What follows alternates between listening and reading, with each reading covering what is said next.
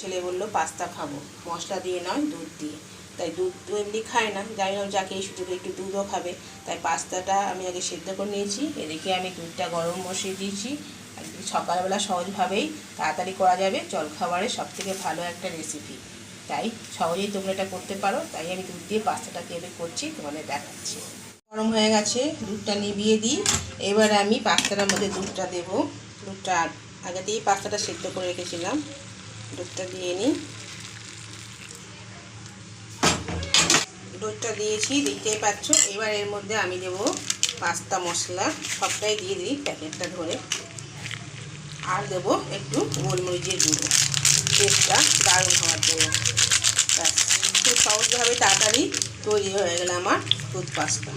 এবার একটু 5 মিনিটের জন্য একটু রেখে দিই, একটু নরম হোক। আগের থেকেই তো দেওয়া ছিল, দুধটা গরম আছে, পাস্তাটাও সেদ্ধ, তাই বেশিক্ষণ আর লাগবে না। হয়ে গেছে দুধ পাস্তা, এবার খাওয়া হবে। দেখি সবাইকে, দেখি খেয়ে কেমন লাগে।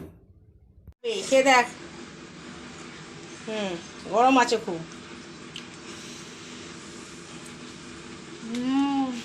কেমন লাগলো? জলখাবারে সব থেকে বেস্ট বল। তাই সহজেই এটা তাড়াতাড়ি করা যায়। খেয়ে নে তাড়াতাড়ি করে। ওকে।